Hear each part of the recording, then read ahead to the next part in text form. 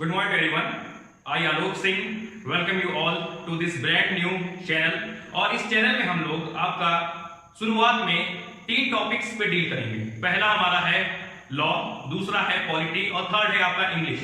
और ये जो कॉन्सेप्ट रहेगा इसकी आपकी यूनिवर्सल एप्लीकेशन रहेगा, मतलब आपका लॉ तो उसमें हर एक चीज from A to Z means comprehensive. और इधर आपका पॉलिटी, तो पॉलिटी हम ऐसे पढ़ेंगे कि हर एक एग्जाम, जिस एग्जाम में आपका पॉलिटी आएगी हर एग्जाम आपका कवर हो जाए इससे। और उस तरह आपका इंग्लिश में भी from scratch to the end, मतलब हर एक चीज जो भी टॉपिक हम लोग डील करेंगे, हम लोग अभी स्टार्ट में केवल इन्हीं 3 टॉपिक पे डिस्कस करेंगे क्योंकि हम मिक्सचर नहीं क्रिएट करना चाहते हैं कि बहुत मिक्सअप हो जाए, इसलिए।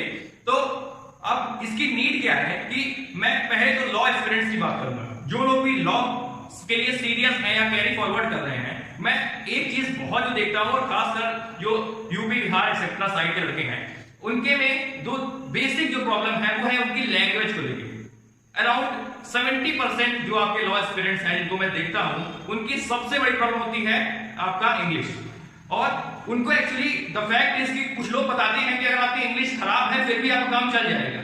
मैं इसमें एक बड़ा सा नो बताऊंगा, क्योंकि अगर आपकी इंग्लिश अच्छी नहीं है तो चलिए ठीक है, आप लॉ के बहुत अच्छे स्कॉलर हो, आपको पॉलिटी आता है, सब कुछ आता है, लेकिन हाई कोर्ट या सुप्रीम कोर्ट में जो भी आपकी फंक्शनिंग होनी है वो आपकी इंग्लिश में होनी है। और आज का सीन है वहां तो आपका जो कचहरी है वहां पर भी आपका इंग्लिश में जो भी वर्क है वो आपका शुरू हो गया है, वो आपका चल रहा है इस समय। तो आप कैसे एक्सपेक्ट करते हो कि अगर आपको इंग्लिश की नॉलेज नहीं है तो आप इस ब्रूटल वर्ल्ड में सर्वाइव कर पाओगे। और एट द एंड जब आपको हाई कोर्ट और सुप्रीम कोर्ट में अगर आपको अपीयर होना है तो बिना इंग्लिश के आप कुछ कर नहीं सकते हो। तो आपके माइंड में इतना बड़ा डाउट कैसे है कि बिना इंग्लिश के आप कुछ भी कर सकते हो। चलिए मान लिया आप जो एलिमेंट्री स्टेज है, आपका डिस्ट्रिक्ट कोर्स है, वहां तक और सब चीजों में आप सस्टेन कर जाओगे, लेकिन जब आपको कोई चीज करनी ही है तो क्यों ना उसको बेस्ट वे में किया जाए, क्यों एवरेज के लिए आपका रुका जाए कि मैं एवरेज हूं, मैं ये करूं। तो ये मेन है कि आपका खासकर लॉ एस्पिरेंट्स की बात कर रहा हूं कि इंग्लिश के बिना, English is the skeleton of your preparation. आपकी जो बॉडी है तो बॉडी में बाकी सब तो आपका उसके स्केलेटन के ऊपर एड ऑन होता है, लेकिन जो स्केलेटन है वो है इंग्लिश। अब इसको आप फैक्ट को एग्री करो कि डिसएग्री करो, लेकिन this is the true and harsh reality. सबसे पहले ये चीज। और दूसरा, अगर हम डील करें पॉलिटी के ऊपर, लॉ की तो ये बात हो गई, पॉलिटी खासकर जो भी लोग पॉलिटी पढ़ते हैं उनके अंदर एक केवल मिसकंसेप्शन आपका चलता है, वो है आपका कि हमने लक्ष्मीकांत कवर कर ली तो हमारी पॉलिटी तैयार है। लेकिन जो फैक्ट्स हैं, जिस हिसाब से आप लक्ष्मीकांत को पढ़ते हो या फिर आप जीएन पांडे को पढ़ते हो, तो फिर जो आप समझते हो पॉलिटी उससे बहुत ज्यादा है। जो लक्ष्मीकांत आप पढ़ते हो वो एटलीस्ट अगर कह दिया जाए मैक्सिमम आपका 40 to 50% ही कवर करती है, ये रियलिटी है। अगर आपने लक्ष्मीकांत अच्छे से पढ़ ली तब आप कह सकते हो कि आप 40-50% आप पॉलिटी में आप मास्टर हो गए हो। क्योंकि जो एक्चुअल में आपका जो पॉलिटी आपकी होती है वो होती है बिटवीन द लाइंस। आर्टिकल 93 और आर्टिकल 100 में क्या कनेक्शन है, आर्टिकल 52 और 74 में क्या कनेक्शन है, आर्टिकल 109, 110 में क्या कनेक्शन है, आर्टिकल 123 और 213 में क्या कनेक्शन है। ये आपका मेन क्रक्स होता है कि आपको पॉलिटी पढ़ना है तो कैसे पढ़ना है। आपका फंडामेंटल राइट और डीपीएस की फंडामेंटल ड्यूटीज में क्या सिमिलरिटीज है, क्या कुछ सिमिलरिटीज है भी नहीं है, या केवल आपके केवल में डिफरेंसेस हैं। तो एक्चुअल में जो पढ़ने का तरीका होता है वो इस तरह। आपने लक्ष्मीकांत पढ़ी तो आप केवल एक इंफॉर्मेशन गैदर कर लिया आपने कि हाँ मुझको इतनी इंफॉर्मेशन हो गई, लेकिन नॉलेज तब होती है जब आप किसी भी चीज को क्रिटिकली एनालाइज कर लो और उस चीज को आप एक्सप्लेन करने में आप कैपेबल हो जाओ। अगर आपसे कोई भी पूछ ले कि यूनियन लेजिस्लेचर और स्टेट लेजिस्लेचर में क्या सब कुछ आइडेंटिकल है, तो ये है आपका मेन। इसमें आप ना यस बोल सकते हो ना नो बोल सकते हो, फिर आपको समझाना पड़ेगा कि हाँ सिमिलरिटीज ये हैं, डिफरेंसेस ये हैं, तब आप उसमें एंड में आप आंसर दे सकते हो कि आपका ये क्या है। और इसी तरह आप जैसे इंडिया एक फेडरल है कि यूनिटरी, तो अगर आपको क्वासी फेडरल पता है तो ये बोलने से पहले आपको ये एक्सप्लेन, और अगर पेपर दे रहे हो तो आपको दोनों के फीचर्स बताने पड़ेंगे कि ये क्वासी फेडरल है तो क्यों।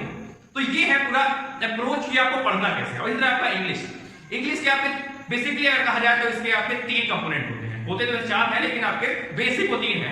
पहला क्या है कि रीडिंग, दूसरा है आपका राइटिंग, और तीसरा है आपका ओरेशन या बोल पाना।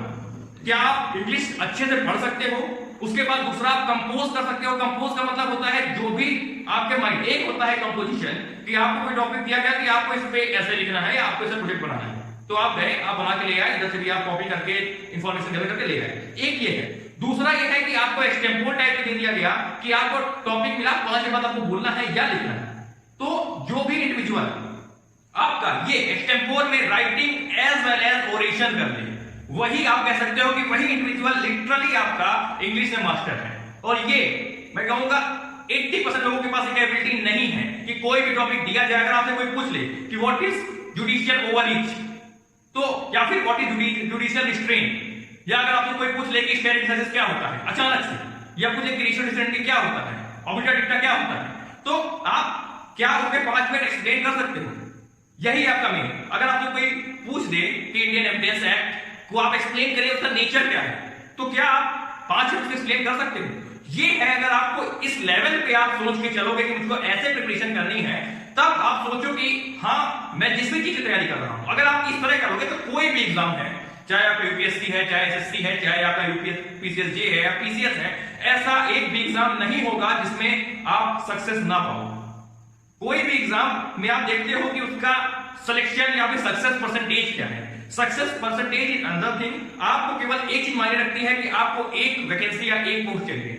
जब आपका ये नेचर होगा तभी आप कह सकते हो कि हाँ मैं डिजर्व करता हूं, मैं तैयारी कर रहा हूं। और जो रियलिटी है इसको एक्सेप्ट ही नहीं करता है। क्या इंग्लिश में क्या है, हम लोग ने टेस्ट पढ़ लिया, एक्टिव पैसिव आता है, प्रीपोजिशन थोड़ा सा आता है, ये सब आता है। अगर उनसे कोई पूछ ले कि एडजेक्टिव के आप टाइप बताइए या 5 टाइप ही बता दीजिए, तो क्या आप प्रिपेयर हो उस चीज के लिए? अगर आपसे कोई बोल दे कि आप 2 लाइन बोल दीजिए कोई भी गिवन टॉपिक पे, या फिर कोई भी आपका सेमिनार चल रहा है, तो क्या आप स्टेप अप करके आप अपने व्यूज रख पा रहे हो कि नहीं रख पा रहे हो? रख पा रहे हो तो क्या नकल करके बोल रहे हो, देख के बोल रहे हो, या तैयारी करके? ये सब चीजें हैं जो आपको एक पूरा कंप्लीट पैकेज बनाती है। और बाकी केवल इंफॉर्मेशन गैदर करना और अपनी सुविधा के हिसाब से चीजों को मोल्ड करना, ये आपको सक्सेस नहीं देने वाला। तो हम लोग का पूरा चैनल इसी पे आपका बेस रहेगा कि जो भी चीज आपको कराई जाए उसमें आपका स्ट्रेटजी भी आपको बताई जाए। एक होती है स्ट्रेटजी जो होती है आपकी हाइपोथेटिकल, जो हो ही नहीं सकता है, और एक होती है आपका रियल। क्योंकि अगर कोई कह दे कि आपको डिस्ट्रैक्शन से बचना है, आपको डिसिप्लिन फॉलो करना है, आपको टाइम टेबल स्ट्रिक्टली जो है वही करना है, ऐसा लिटरली पॉसिबल नहीं है। क्योंकि जो भी आप प्लान आइडियल बनाते हो, कोई भी आइडियल प्लान नहीं होता है। और जब तक कि जो भी चीज आप सोच रहे हो अप्लाई करने का, वो आपके इनर सेल्फ से नहीं आएगी। क्योंकि किसी की स्ट्रेटजी उसकी अपनी है, उसकी कैपेबिलिटी के अकॉर्डिंग है। हो सकता है कोई आपका वर्चुअल लर्निंग बहुत अच्छा हो, वो ऑडियो बुक से, वीडियोस से बहुत पढ़ने में, ग्रैब करने में उसका बहुत अच्छा हो। ऑन द अदर हैंड ऐसे भी एस्पिरेंट्स हैं जो आपका बुक रीडिंग में ज्यादा कन्वीनियंट है, कोई आपका लैपटॉप में नोट्स बना के ज्यादा इजी टू गो है, और कोई आपका पेन पेपर पे है। तो ये सभी चीजें आपको खुद को ऑन एज अ सेंटर पे रख के देखना है कि मेरे से क्या पॉसिबल है, क्या पॉसिबल नहीं है। क्योंकि कोई भी आपका सक्सेस हो गया है तो जो उसकी स्ट्रेटजी है वो आपकी द स्ट्रेटजी नहीं है, it is one of the strategy. तो यही चीज है। और ऊपर से एक बात, एक है आपका कॉन्सेप्ट, एक है आपका एप्लीकेशन, जिसे आप और भी बोलते हो कि ये स्टैटिक है, ये डायनेमिक है।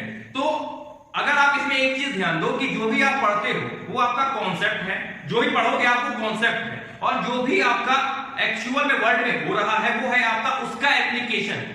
अगर प्रेसिडेंट को किसी का आपका इलेक्शन हुआ है तो उसके लिए आपको रिफर करना पड़ेगा कि आपका कॉन्स्टिट्यूशन में कौन सा आर्टिकल है। तो जो भी आपका इलेक्शन हो रहा है, अपॉइंटमेंट हो रहा है आपके प्रेसिडेंट का, वो कॉन्स्टिट्यूशन की जो कॉन्सेप्ट है उसी का एप्लीकेशन ही तो है।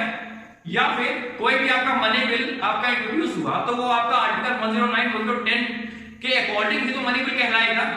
या फिर किसी भी आपको एमएलए को या फिर आपके किसी भी आपके पॉलिटिशियन को इम्यूनिटी प्राप्त है तो वो आपका आर्टिकल 105 ऑफ द कॉन्स्टिट्यूशन में ही तो आपका उसी का एप्लीकेशन है। तो अगर आप पहले से ही डेवलप कर लो कि हाँ इसकी एप्लीकेशन क्या क्या हो सकते हैं, तो जो स्कोप है आपके डायनेमिक चीजों का वो आपका रिड्यूस हो जाता है, और जो आपको मेहनत करनी है वो कहीं ना कहीं 20% तक डिग्रेड हो सकती है। तो ये आपका है कि आपको concept as well as application दोनों को देखना है। और हम लोग हर एक चीज जो भी डिस्कस करेंगे उसमें आपका जो कॉन्सेप्ट है उसके साथ साथ जो भी रिलेवेंट क्वेश्चंस हैं, अगर आपका कोई भी आपके फंडामेंटल राइट्स हैं तो उससे क्या रिलेटिंग कुछ केसेस है या फिर क्वेश्चंस हैं, हर एक चीज। अब जैसे आपसे पूछ ले कि शाह बानो का केस एक्सप्लेन करिए, या फिर आपका जो आपका शायरा बानो केस है उसको आप एक्सप्लेन करिए, बेरूपाली केस आपका एक्सप्लेन करिए, इंद्रसानी केस आप एक्सप्लेन करिए, एसपी गुप्ता केस एक्सप्लेन करिए। या आपका second just case, third just case, आपको जो अगर ये सब केस जो बेसिक है आपका, या आपको बोल दे कोई सबरीमाला केस का क्या है, तो हर एक चीज जो बेसिक है, इस तरह आपका केशवानंद भारती का केस हो गया, गोलकनाथ का जजमेंट हो गया, शंकरी प्रसाद का केस हो गया, तो ये सब चीजें जब तक आपको स्केलेटन ही नहीं पता है तब तक आप कैसे सोच सकते हो कि आपका कहीं भी सिलेक्शन हो जाएगा। हो जाए वो लक बाई चांस है, लेकिन पहले है ना, जब तक आपकी आर्मरी तैयार नहीं है कि मेरे पास बो एंड एरो भी है, गन भी है, मिसाइल भी है, हर एक चीज ये आपके इंग्रेडिएंट्स हैं जिसको आपको हमेशा ध्यान में रखना है। तो पहले तो बी ट्रू टू योरसेल्फ, आप खुद के लिए आप ट्रू रहो कि हमको करना है तो कैसे करना है। तो ये इसीलिए मैं ये चैनल को आपका स्टार्ट कर रहा हूं कि जो भी लोग सीरियस हैं, जो भी अपने गोल को पाना चाहते हैं एक्चुअल में, जो भीड़ से अलग होना चाहते हैं, उन लोगों को मैं हेल्प कर सकूं, और यही मेरा मेन ऑब्जेक्ट है। और पहली चीज जो भी मिसकंसेप्शन है, जो भी टॉपर टॉक आप देखते हो, उसमें आप फिल्टर करो कि आप कहां पे, आप किस टॉपर से मैच करते हो। क्योंकि जब तक आप कंपैरेटिव एनालिसिस नहीं करोगे, कंपैरेटिव एनालिसिस, तब तक आप किसी भी जो आपसे बहुत आगे है, बहुत पीछे है, उसकी स्ट्रेटजी आप मैच नहीं कर सकते।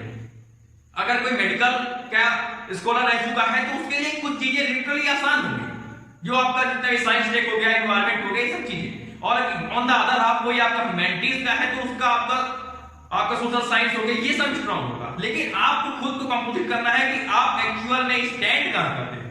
तो मैं एक ही और कहूंगा एंड में कि हेट द एवरेज। हमेशा कहता हूं मैं कि आप एवरेज बीच के लोगों से, बीच की चीजों, बीच के आपके गोल से आप हमेशा परहेज करो, क्योंकि जितना ज्यादा आप हाई एम करोगे तभी तो आप कुछ एक्चुअल में जो सक्सेस जिसे आप कह सकते हो उसे प्राप्त कर सकते हो। तो ये हमारा इंट्रोडक्टरी वीडियो था, और मैं गारंटी करता हूं कि जो भी कॉन्सेप्ट, जो भी वीडियोस आपको मिलेंगे वो ट्रू होंगे, और कहीं ना कहीं आप एक टॉपिक देखोगे तो आप कहोगे कि हाँ एटलीस्ट दो चीजें मुझे यार नहीं पता चली, एटलीस्ट दो चीजें। मैं ये बात कर रहा हूं क्योंकि जो भी मैं आपका फॉर्मुलेट करूंगा, जो भी पढ़ाऊंगा, वो कोई बुक से नहीं होगा, वो बुक्स का भी कंपाइलेशन होगा, वो आपका ऑनलाइन सोर्स का भी कंपाइलेशन होगा, खुद के जो नॉलेज है। एक चीज और मैं इसमें यहाँ पे ऐड ऑन करूंगा कि आपको थोड़ा सा सोशियल होना पड़ेगा। अगर आप एक स्कॉलर हो तो आपको सोशियल होना पड़ेगा। कोई भी बोलता है कि मुझे पॉलिटिक्स नहीं पसंद है, तो ये आज की जनरेशन में हो ही नहीं सकता है कि एक आदमी इंडिविजुअल पॉलिटिक्स से अछूता रह के आपका अपनी जो ट्रू कैरेक्टर है उसको आपका बिल्ड कर सके। क्योंकि कोई भी चेंज हो रहा है आपके रिजर्वेशन में, आपके सिलेक्शन प्रोसेस में, नोटिफिकेशन में, सिलेबस में, जो भी चीजें चेंजेस हो रही हैं, कहीं ना कहीं वो पॉलिटिकली इंस्पायर्ड है। पॉलिटिकल लोग ही आपको फॉर्मुलेट करके देते हैं। तो हर एक चीज का बैकग्राउंड जानना आपको इंपॉर्टेंट है। ये हो सकता है कि आप फिल्टर कर लो कि जो मेरे से रिलेटेड है, जो पढ़ाई से रिलेटेड है, जो मेरे इकोनॉमी से रिलेटेड है, मैं उन्हीं को केवल फॉलो करूंगा। फालतू चीजें आपका हिंदू मुस्लिम उससे तो बिल्कुल ही अवॉइड करना है। लेकिन you can not stay away from these concept of so called political scope और परव्यू। तो thanks for watching, have a nice day, good luck and stay tuned.